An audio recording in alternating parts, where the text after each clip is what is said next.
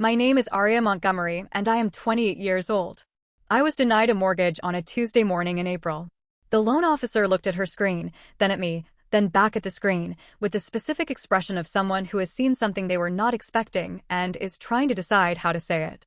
She said my credit score was 480. I said, "That's not possible." She turned the screen toward me. 480. I had never missed a payment in my life. Not a credit card payment, not a car payment, not a utility bill. I was 28 years old, and I had been building my credit since I was 19 with the careful, methodical attention of someone who grew up watching her mother struggle with debt and had decided that would not be her story. She said there were 7 credit card accounts in default, 3 personal loans, a car lease, all opened within the past 2 years, all delinquent, all in my name. I had opened none of them. I sat in that chair across from her for a long time without speaking. She gave me a printout of the credit report. I folded it carefully and put it in my bag. I thanked her for her time. I walked out of the bank into the April sunshine. I sat in my car in the parking garage, and I unfolded the printout, and I read every line. 7 credit cards, 3 personal loans, 1 car lease, 11 accounts, a total outstanding balance of $83,412. My name, my social security number, my date of birth, my previous addresses I had actually lived at. 11 accounts that any system would read as legitimately mine because they had been opened with information that was entirely, specifically, and accurately mine. Every account had been opened between month 4 and month 18 of my relationship with a man named Marcus Webb. I did not understand that yet. Not in the parking garage. That would come later, 3 weeks later, through a process of documentation and research and 1 phone call from a forensic accountant that I will take you through in detail. But sitting in that car in April with the credit report in my hands, I understood 2 things. First, someone who knew everything about me had built a second financial life in my name. Second, the only person who had known everything about me for the past 2 years was Marcus. I started the car. I drove home. I made coffee. I sat at my kitchen table with the credit report and a legal pad, and I started writing down every account, every date, every address the accounts had been opened from. And then I picked up my phone and I called an attorney. Before I take you all the way through this story, and I want to take you all the way through it, because every part of it matters, tell me where you're watching from. Drop your city in the comments. I read every single one. Subscribe to Karma Archives before we go any further, because this story took 8 months from that parking garage to the moment I watched a federal agent walk Marcus Webb out of his apartment in handcuffs. And I want you to understand every week of those 8 months. Now let me take you back 2.5 years, to the night I met Marcus Webb at a birthday party in Atlanta, Georgia. I grew up in a 2-bedroom apartment in Decatur with my mother, who worked 2 jobs and who talked about money the way people talk about weather, constantly, anxiously, with the understanding that it was something that happened to you rather than something you could control. We were not poor in the dramatic way. We were poor in the specific, grinding way of people who are always one unexpected expense from crisis, 1 car repair, 1 medical bill, 1 month of reduced hours at work from the edge of something that would take years to climb back from. I watched my mother live on that edge for my entire childhood, and I made a decision at 19, when I got my first credit card with a $300 limit, that I was going to be different. Not richer necessarily. I was a marketing coordinator at a mid-sized firm in Atlanta making $38,000 a year, which was decent but not abundant, but financially clean. I tracked every transaction. I paid my balance in full every month. I built an emergency fund. I opened a Roth IRA at 22 with $50 a month and increased it by $10 every January. By 26, my credit score was 742, which I knew because I checked it quarterly on the last Saturday of every 3rd month and wrote the number in a small notebook I kept in my desk drawer. 742. I had built that number over 7 years with the same attention I brought to everything important in my life. Methodical, patient, consistent. My mother had called it obsessive. I called it preparation. I had been preparing for the moment when I would be able to buy a home. My own home. The thing that the 2-bedroom apartment in Decatur had always represented as something other people had, something people like us didn't get to have except through luck or marriage or circumstances that never quite arrived. I wanted to arrive at it on my own. On my own credit, my own savings, my own name on the deed. I had a timeline. By 28, I would have enough for a down payment. By 28, I would walk into a bank and qualify for a mortgage on my own merit and my own history. I was 28 when I walked out of that bank with a credit score of 480 and $83,000 of debt in my name that I had never agreed to carry. Marcus Webb was the reason. I need to tell you about Marcus with the specific accuracy of someone who has had 8 months to understand what she was actually looking at. Because the version of Marcus I am going to describe now is not the version I saw for the first 18 months of our relationship. The version I saw for the first 18 months was constructed with extraordinary care by a person who had been doing this for a long time and who understood, with the specific intelligence of a predator, exactly what I needed to see in order to stay. Marcus was 31 when we met. He was tall, well-dressed in the specific way of someone who understands the power of first impressions and invests in them deliberately. He had a job title that sounded impressive, regional sales director at a logistics company, and a lifestyle that matched the title. A nice apartment in Midtown. A late model car. Vacations that appeared in his social media with the polished casualness of someone who took them regularly enough not to make a big deal about them. He was warm in a way that I had not encountered before in a partner. Not performatively warm, not the kind of warmth that turns on in public and turns off in private. He was consistently, specifically warm. He remembered things I told him weeks earlier. He asked follow-up questions about my projects at work. He remembered that I took my coffee with oat milk and a half teaspoon of honey, and that I liked the window seat on airplanes, and that I got quiet when I was anxious and needed someone to sit with me rather than talk at me. He was the first person I had been with who seemed to understand the difference between those two things.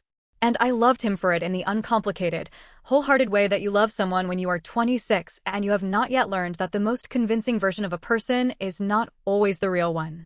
We moved in together at month 8. His idea, which I had thought was early but which he had framed with such specific, practical warmth, he had laid out the financial case, the convenience case, the relationship case, all of it. That by the end of the conversation I had agreed without quite knowing when the agreement had happened. That was something I would notice only in retrospect. Marcus was very good at arriving at decisions without appearing to have made them. The choices always felt mutual. The outcomes were always his. I moved into his apartment. My name went on the lease. My income was documented in the rental application. My social security number was entered into multiple systems as part of the move, utilities, renter's insurance, a joint bank account he had suggested we open for shared expenses. He handled most of it. He said he was good with administrative things, and I was always so busy with work, and he didn't mind. I let him. I want to be very clear about what I am describing here, because the word I would not apply to myself is naive. I was not naive. I was trusting someone who had spent months being comprehensively trustworthy.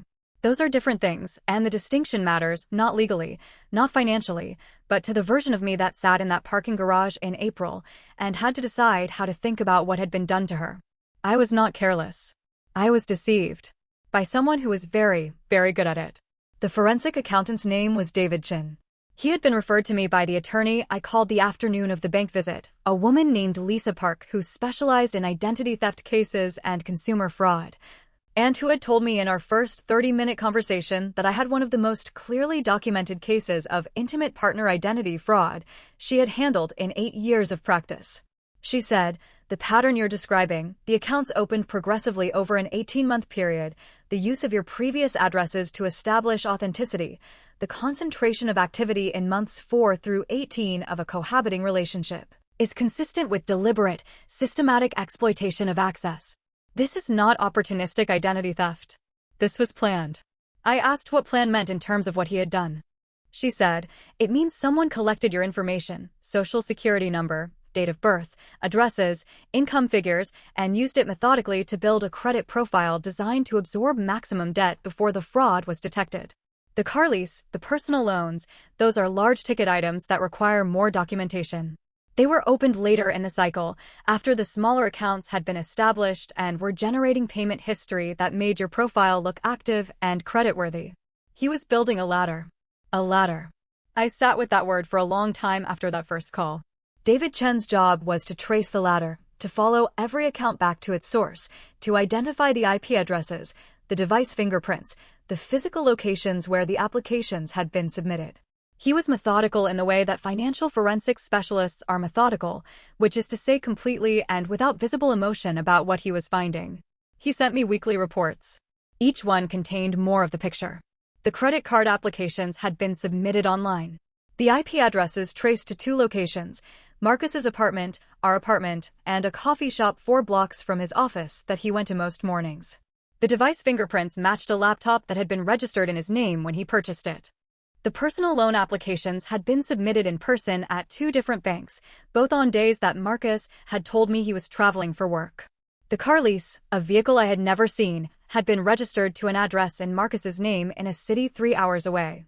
David sent me the final report on a Friday evening. I read it at my kitchen table, the same kitchen table where I had drunk coffee with Marcus for 18 months, where we had eaten dinner and talked about my day and planned weekend trips and had the kinds of conversations that make up the texture of a shared life. The table where he had helped me file my taxes. The table where he had access to every piece of information a person needs to become you, financially, without your knowledge. I read every page of the report. Then I called Lisa. She said, "How are you holding up?" I said, "I'm fine. What do we do next?" She said, "We go to the FBI. The FBI field office in Atlanta has a financial crimes division." Lisa had a contact there, a special agent named Reyes who had handled intimate partner fraud cases before and who met with us on a Wednesday morning in a conference room that smelled like recycled air and bad coffee. She was direct in the way that federal agents are direct, not unkind, just efficient with language, which I found more comforting than people who tried to soften things. She reviewed David's report for 45 minutes while Lisa and I sat across from her. She asked 3 questions. She asked whether I had documentation of the relationship, photos, texts, any record establishing that Marcus and I had cohabited. She asked whether I had preserved any communications in which Marcus had referenced finances or asked me about financial information. And she asked whether I was still in contact with him. I said yes to the first. I said maybe to the second, I would need to go through our text history. And I said no to the third. I had ended the relationship 4 months earlier. Not because I had known what he was doing, I had not known. I had ended it because of something smaller and more private that I am not going to detail here, a fracture that had nothing to do with credit scores and everything to do with the specific way a relationship begins to feel wrong before you can articulate why. I had ended it quietly, without confrontation, and Marcus had accepted it with a composure that I now understood differently than I had at the time. He had what he needed. The ladder was built. He had no particular reason to fight for the relationship he had been systematically exploiting. Agent Reyes told me the investigation would take time.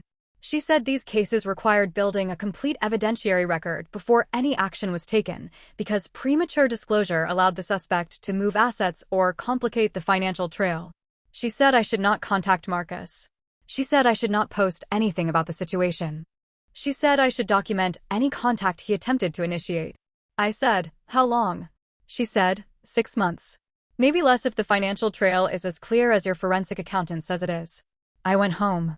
I pulled up every text message Marcus and I had exchanged over 2 years. I read them the way you read something you thought you understood, and are now reading again with different information. It is a specific kind of experience, familiar language carrying a second meaning you didn't know was there.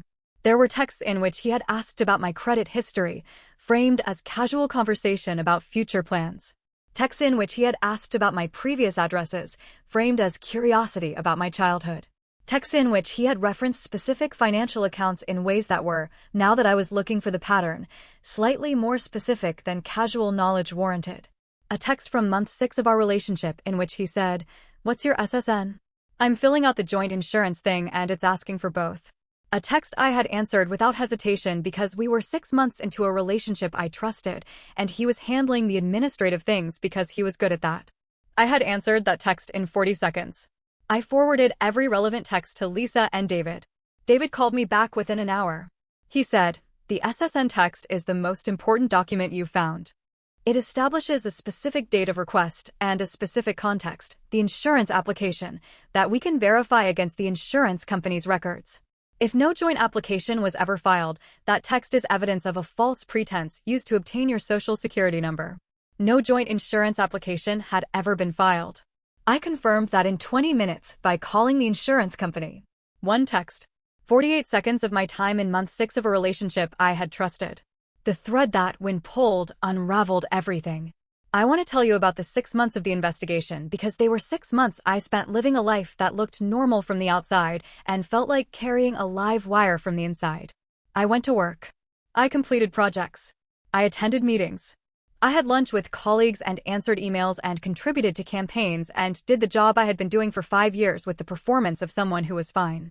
I was not fine.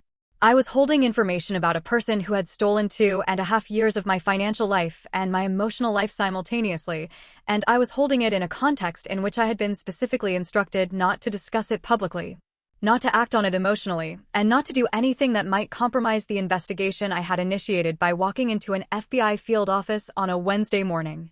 I channeled everything into the documentation.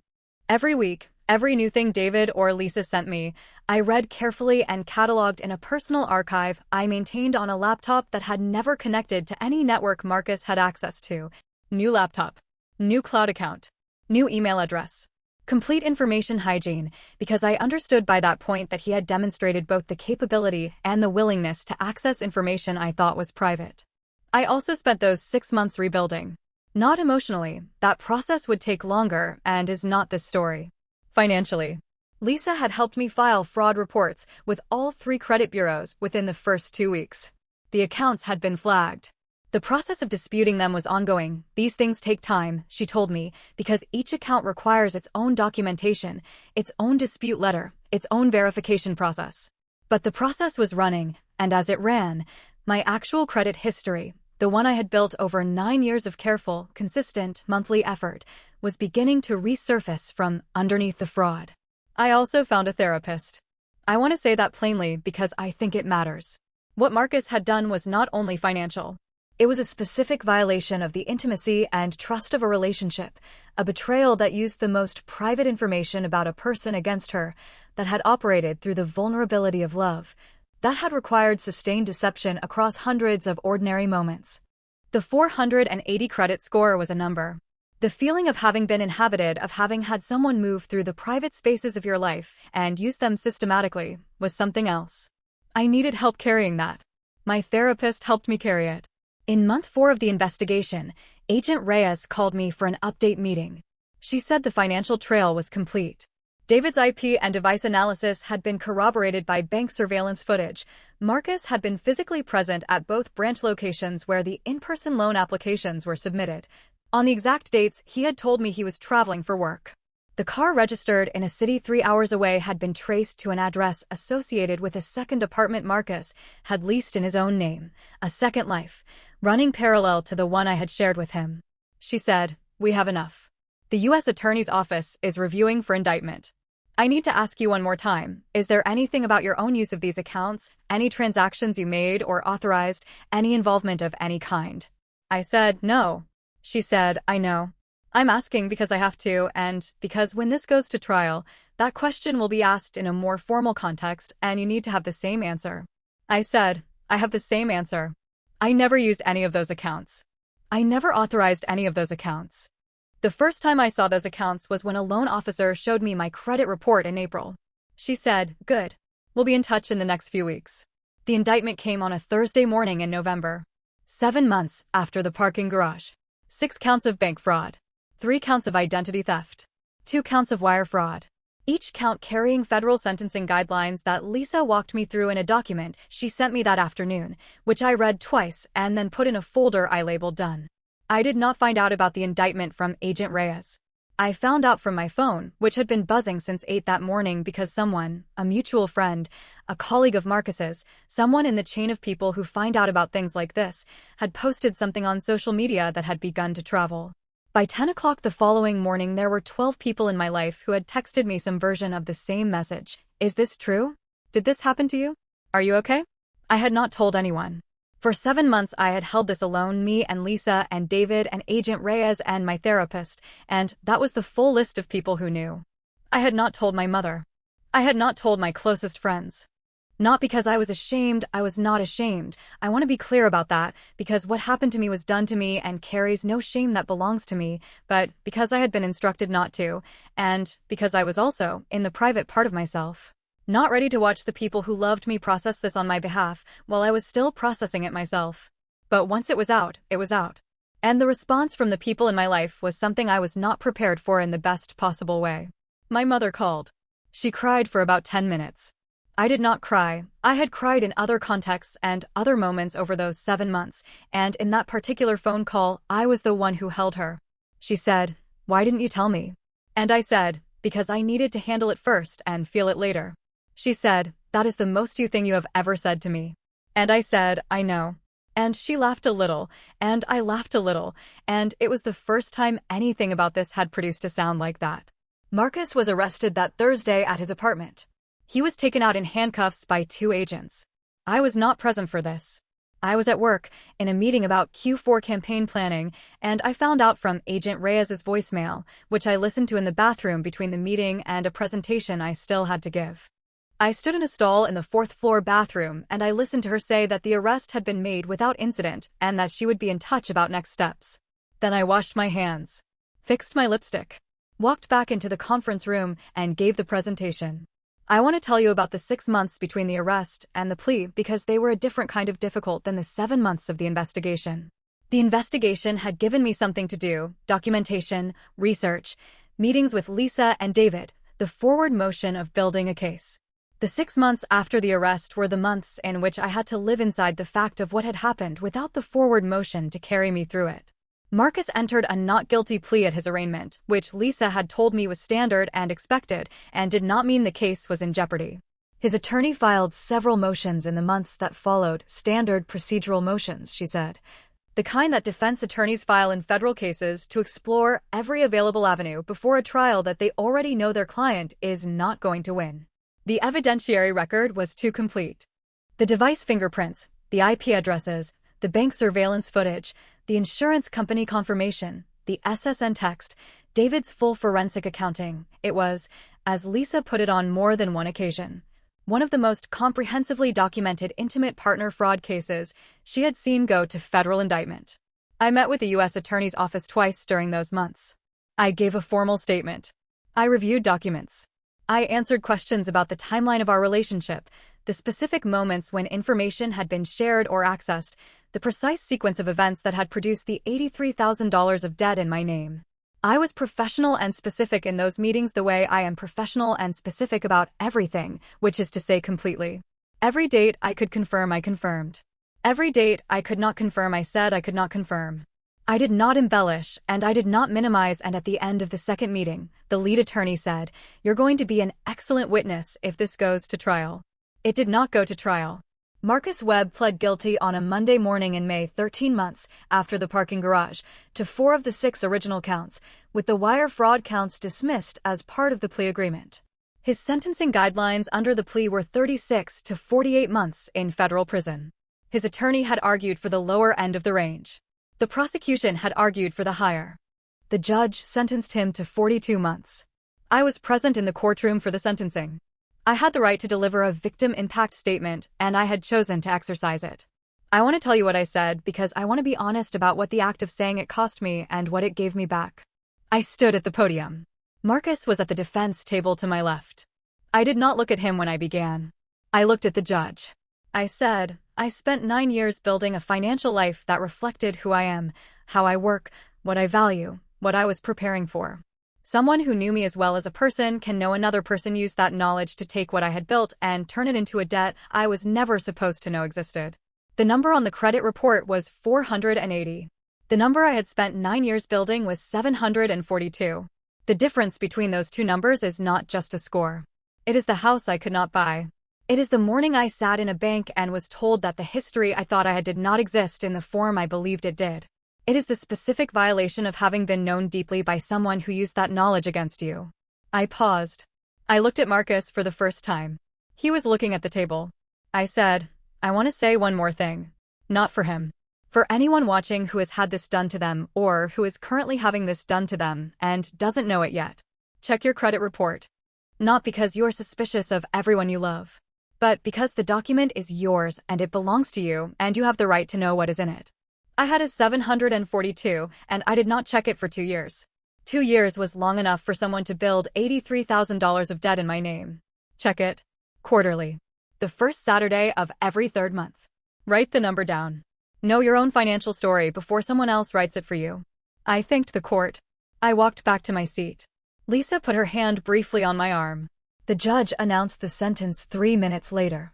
There are things that happened in the months after the sentencing that I want to tell you about, because they are part of the story too, and because the story does not end at the sentencing. The credit dispute process, which had been running in parallel with the investigation, completed 5 months after the plea. All 11 accounts were removed from my credit report. The fraud notations remained, not as marks against me, but as official documentation of what had been done, and my credit score, after the removal of the fraudulent accounts, recalculated based on my actual 9 years of history. 731. Not 742, some recalculation time is required, some accounts need to age, some of the credit history that was suppressed by the fraud needs to reassert itself through normal reporting cycles. 731. 11 points below where I had been before Marcus. Lisa told me I would recover those 11 points, and then some within 12 to 18 months of normal activity. She was right. 14 months after the fraud accounts were removed, my score was 756. Higher than it had ever been. Higher than the number I had written in the small notebook in my desk drawer every 3rd month for 9 years. I do not think of that as poetic justice. I think of it as compound interest on 9 years of doing the right thing. The fraud set it back temporarily. The foundation was still there. I bought the house. Not immediately. There were practical things that needed to happen first. The credit score recovery, a new savings calculation to account for the financial disruption of the past year, a revised timeline. But I bought the house. My own name on the deed. My own credit on the mortgage application. My own history, fully and accurately documented, producing the number that got me through the door. It is a 3-bedroom house in East Atlanta with a backyard and a kitchen with more counter space than the apartment in Decatur had in its entirety. I sat on the kitchen floor the night I got the keys, not for any dramatic reason. I was just tired from moving boxes, and I looked at the ceiling of my kitchen and I thought about my mother, who had worked 2 jobs in a 2-bedroom apartment in Decatur, and who had talked about money the way people talk about weather. Who had raised a daughter who had decided that the weather could be predicted and prepared for, and that preparation was itself a form of power. I called her from the kitchen floor. She answered on the first ring, because she always answers on the first ring when she sees my name. I said, "Mom, I bought the house." She was quiet for a moment. Then she said, "Tell me what the kitchen looks like." And I described it to her. The counter space. The window above the sink that faces east. The backyard where I was going to plant things in the spring. I described every room while sitting on the kitchen floor with the keys still in my hand, and she listened to all of it without interrupting, and at the end she said, "That is yours. Every single part of that is yours." It was. It is. I want to close this story by telling you some things I have learned, because I think they are things that deserve to be said out loud in a specific, practical way rather than as the soft lesson at the end of a story about bad things that happened to someone else. The first thing is about identity theft in intimate partner relationships, because it is more common than most people know and less discussed than it should be. The Federal Trade Commission receives approximately 300,000 reports of identity theft annually in the United States. The majority of people know about the stranger steals your wallet version, the data breach version, the phishing email version. What most people do not know is that a significant percentage of identity theft is committed by people the victim knows and trusts, family members, romantic partners, people who have legitimate access to your home and your documents and the conversations in which you share the information that makes you financially you. It is harder to detect because the information is not stolen in a single event. It is accumulated over time in ordinary moments through the ordinary trust of a relationship. The first date question about where you grew up. The shared Netflix account that requires your payment information. The insurance paperwork that needs both names. The tax filing where someone helpful wants to enter the numbers. Individually, each of these moments is unremarkable. Together, over 18 months, they can be enough. Check your credit report. I have said it before in this story, and I want to say it again as specifically as I can. You are entitled to 1 free credit report per year from each of the 3 major bureaus, Equifax, Experian, and TransUnion, through annualcreditreport.com, which is the only federally authorized free report source. Do not use third-party sites that ask for credit card information. Use the authorized source. Pull all 3. Read them. Know what accounts are in your name. Know what addresses are associated with your profile. Know the name of every creditor who has accessed your credit in the past 2 years. This information is yours, and it costs you nothing to look at it. If you find something you do not recognize, call the creditor first and the credit bureau second. File a fraud report. Document everything. Consult an attorney who specializes in identity theft and consumer fraud if the scope of the issue warrants it. Many offer free initial consultations. File a report with the FBI's Internet Crime Complaint Center, which handles identity theft cases, and which is where cases like mine often begin. And if the person who did it is someone you are currently in a relationship with, a partner, a family member, anyone who has access to your home and your documents, understand that the legal system has specific mechanisms for exactly this situation. Intimate partner financial abuse is recognized as a form of domestic violence in a growing number of states. The National Domestic Violence Hotline can connect you with resources that address financial abuse specifically. You do not have to figure this out alone. The second thing I want to tell you is about the house. Not the specific house, the idea of the house, which is what the house had always represented for me. Growing up in Decatur with my mother and her 2 jobs and the 2-bedroom apartment and the way she talked about money like weather. The idea that there is something you are building toward. Something that is yours. Something that the accumulation of correct decisions over time produces, slowly, without drama, the way compound interest works, invisibly until suddenly it's visible. What Marcus took from me was not the house. He took 2 years and a credit score and $83,000 of debt and, for a time, the certainty that the thing I was building was actually mine to build. He took the Tuesday morning in April when the loan officer turned her screen toward me. He took 7 months of the investigation and 6 months of the legal process and the specific, quiet grief of understanding that someone had moved through the most private parts of your life while you were busy trusting them. He did not take the foundation. 9 years of the first Saturday of every 3rd month, the small notebook in the desk drawer, the $50 a month to the Roth IRA increased by $10 every January. He did not take that. He could not take that. It was inside something he did not have access to. And it is why the number after the fraud was removed was 731. And why it is now 756. And why my name is on the deed of a house in East Atlanta with counter space and a window above the sink that faces east and a backyard where, this spring, I planted tomatoes. They are doing very well. Marcus Webb is in a federal correctional institution in Georgia. His release date is approximately 18 months from now. I know this the way you know things you did not seek out but that find you in the internet age, through a public records search I did once and have not done again because the information is noted and does not require regular updating. His credit is destroyed. Not by fraud, by the financial consequences of the plea, the restitution order the court issued, the civil judgment Lisa filed on my behalf after the criminal case concluded. A civil judgment that will follow him in the way that these things follow people, quietly, permanently, on every credit check for the next 7 years. Mine is 756 and rising.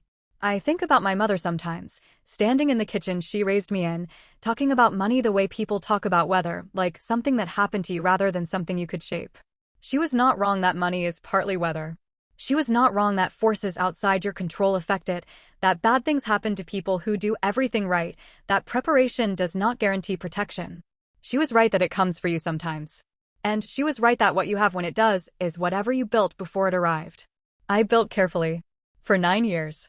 And when it came for me, what I had built was enough to survive it and enough to rebuild and enough to buy a house in East Atlanta where, on the first Saturday of every 3rd month, I sit at my kitchen table with my coffee, oat milk, half teaspoon of honey. And I pull up my credit report and I read every line.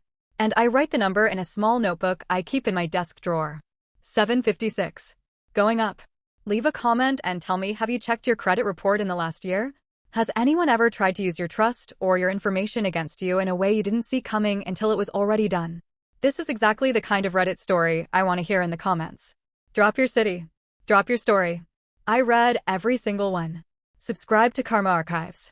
Every day there is a new story. Reddit stories, karma stories, family betrayal, cheating stories, betrayal stories, satisfying revenge, justice served, real people, real outcomes, real justice. Narrated daily for people who believe the truth deserves to win. The credit score is 756. The tomatoes are doing very well. And karma, as always, has receipts. Subscribe. I'll see you next time.